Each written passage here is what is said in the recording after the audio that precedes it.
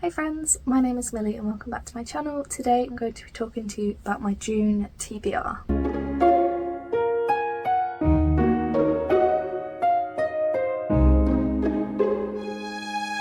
Now, this is a very exciting TBR because I have not picked out these books. I have absolutely no idea what is on this TBR list, and that is because my friend Naya Loves Books over on Bookstagram, was here and picked out my TBR for me and made it a complete surprise. So we've got the books in this bag, in this wonderful Great Big Beautiful Life bag that I got from the publisher, and yeah, I have absolutely no idea what she's picked. I know that it is 6 books. I told her to pick 6 books, and I'm pretty sure that 5 of them are fantasy books. One of them is a non-fiction, she's told me, which scares me because I haven't read a non-fiction in a very long time. I think the last time I read a non-fiction was I read a graphic novel memoir of J.R.R. Tolkien. That was in October, November of last year. I don't know if that really counts because it was a graphic novel, so it wasn't like actually a written out non-fiction. So I probably haven't read one of those in years, a very long time. So whether I'll actually get to it, because I'm not really ever in the mood for non-fiction, we'll see. But Naya did say that she really enjoyed that book. So, and I have a pretty good inkling of what that is because I feel like it's the only non-fiction that I own. So we'll see. So,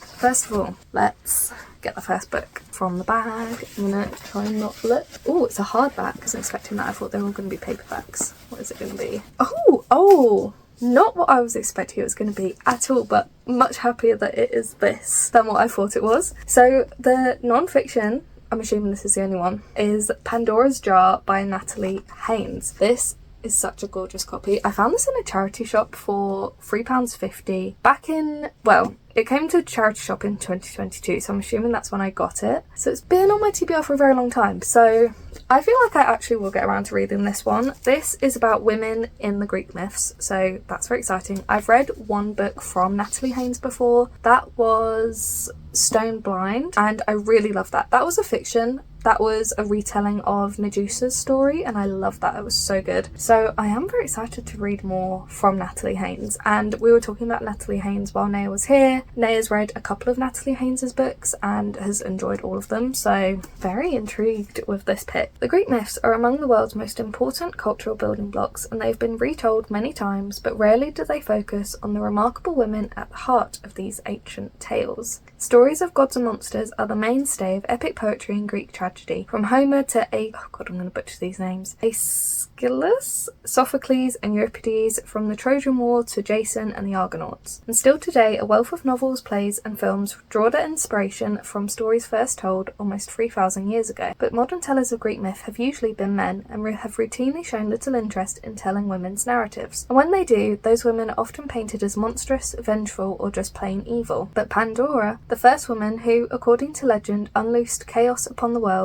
was not a villain, and even Medea and Phaedra have more nuanced stories than generations of retellings might indicate. Now, in Pandora's Jar, Natalie Haynes, broadcaster, writer and passionate classicist, redresses this imbalance. Taking Pandora and her jar, the box came later, as a starting point, she puts the women of the Greek myths on equal footing with the menfolk. After millennia of stories telling of gods and men, be they Zeus or Agamemnon, Paris or Odysseus, Oedipus or Jason, the voices that sing from these pages are those of Hera, Athena and Artemis, and of Clytemnestra, Jocasta, Eurydice and Penelope. That sounds so good. I am very excited for that one. This is a great pick now. Great first pick. Okay. The second one is Realmbreaker by Victoria Aveyard. Now I've had this on my TBR since whenever the paperback came out, which was 2021.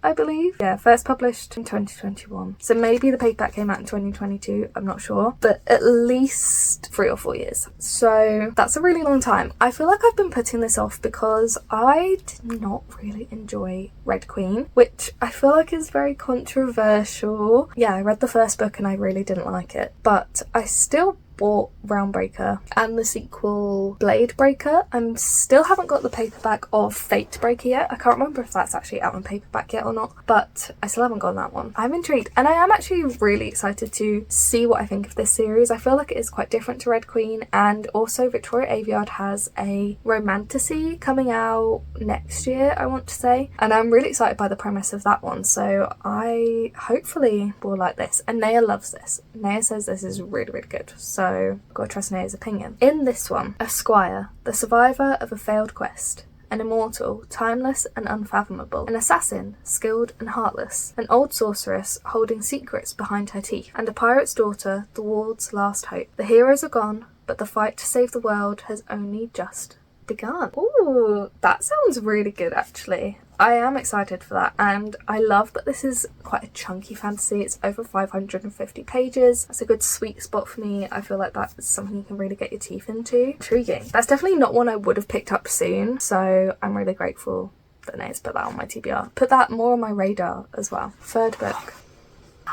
Oh, this is such a good choice. Oh, Naya, this is such a good choice. This is The Spell Shop by Sarah Beth Durst. Now, I have had this on my TBR for a very, very long time. This actually came out in July 2024, and this is a proof edition. So I've had this longer than that. I'm really bad at getting around to reading my proofs, guys. We know this. Something I need to work on. But The Spell Shop looks so cute. I know that Naya read this and loved it. And I believe it's a sequel or maybe a spin-off is coming out later this year. That's called The Enchanted Greenhouse, which sounds adorable and has an equally gorgeous cover. I mean, look at that, stunning. So this has been on a couple of TBRs, I think, and I've just not gotten around to reading it, but it's very cute. Cozy fantasy, it just sounds adorable. Every home needs a little magic. Spells are sacred. Keela knows this, and that's why she surrounded herself with precious spell books at the Great Library of Elysium, protecting magic for the Empire with her trusted assistant and sentient spider plant, Kaz. I mean, it's got sentient plants, what more do you want? When her beloved library goes up in flames, she realises a revolution is brewing and she's forced to flee to the faraway island where she grew up, except it's not quite as she left it. Finding that the Empire has used the library's knowledge to steal magic from the island, Keela is determined to make things right. With the help of a nosy and very handsome neighbour, she opens up a secret spell shop. Rebellion comes with risks, but sometimes starting over works like a charm. How cute does that sound? Oh my gosh. And I just noticed on the cover you've got like a cat with wings. This is very me. Thank you, Naya, for putting that on my TBR.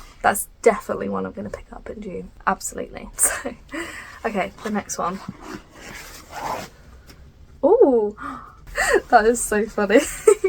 So we were talking about this. So I obviously love Brandon Sanderson. I read The Final Empire, or the whole first Mistborn trilogy, last year and absolutely loved it. And when we went to, I think it was when we went to Bookfest last year, I picked up Tress of the Emerald Sea, which is, I believe, it is part of the Cosmere, but I think it's a standalone set in the Cosmere. I'm not really sure when you're meant to read it, but Naya read this as her first ever Brandon Sanderson without having read any of the other Cosmere and loved it, and she said it is such a me book. She said it is literally like written for me, so I understand why she's picked this on.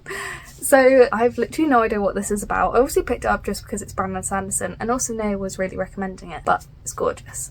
So this is a rollicking, riveting standalone tale that will appeal to fans of The Princess Bride. The only life Tress has known on her island home in an emerald green ocean has been a simple one, with the simple pleasures of collecting cups brought by sailors from faraway lands and listening to stories told by her friend Charlie. But when his father takes him on a voyage to find a bride and disaster strikes, Tress must stow away on a ship and seek the sorceress of the deadly midnight sea. Amid the sport oceans where pirates abound, can Tress leave her simple life behind and make her own place sailing a sea where a single drop of water can mean instant death? Wow. Oh, that sounds so good. I love Brandon Sanderson. I love his writing. This sounds very cute. It sounds like a very cozy fantasy as well, which obviously I love. I love that it's green.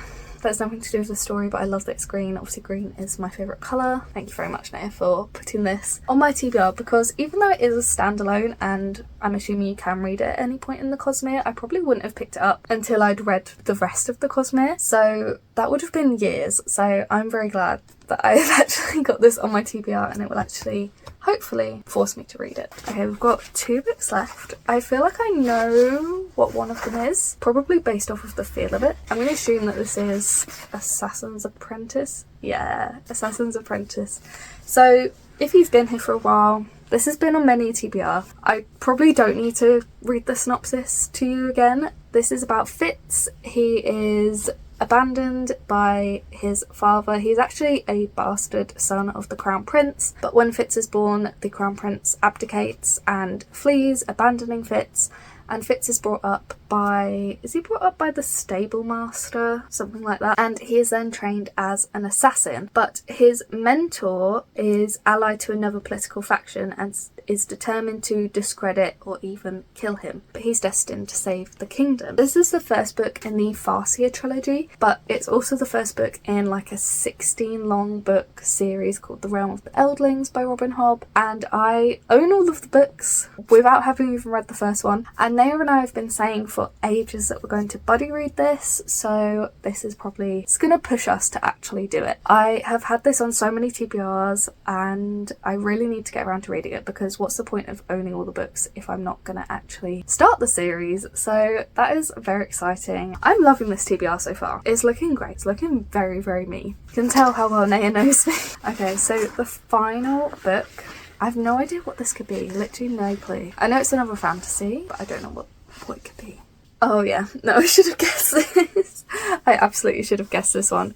So it is Amari and the Night Brothers by B.B. Alston. This is a middle grade fantasy novel, and Naya loves this series. She loves this book, and I feel like I'm gonna love it too. It feels like it's gonna be kind of Nevermore-esque, and I love Nevermore, so very excited. Amari Peters knows 3 things.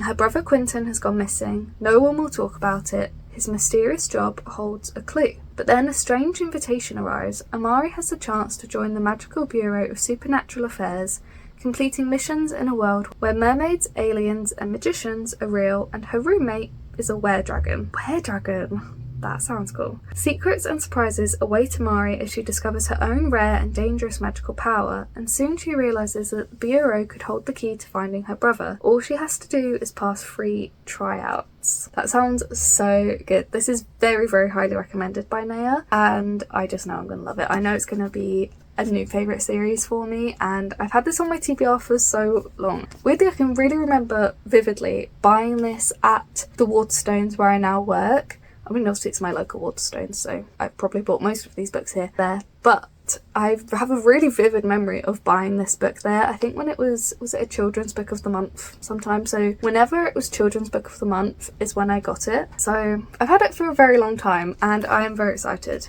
to finally get around to reading it and to be able to talk to Naya about it, because she talks about it a lot and I want to be able to join in. I want to be able to discuss it with her. I'm very excited to be able to do that. So that is my surprise June TBR. I am so excited for all of these. This is such a me TBR. Like Greek myths, fantasy, Brandon Sanderson, books that have been on my TBR for a very long time. Yeah, Naya knows me very well. She has not been mean at all in this TBR, and I feel like if it was the other way around, then I probably would be a bit meaner, but I'm very grateful that she wasn't, so thank you very much, Naya. Thank you for picking out this TBR, and I will hopefully actually stick to this one because of the fact that I haven't picked them out myself, and I'm going to try and challenge myself to actually stick to a TBR this month, guys. Maybe not drop them all, because that hurt. Ow. Anyway, I hope you have a wonderful rest of your day. If you'd like to follow me on my Goodreads or my Bookstagram, the links will be down in the description below. And let me know if you have read any of these books, what you thought of them, which ones should I pick up first. And yeah, I'll see you in another video soon. Bye!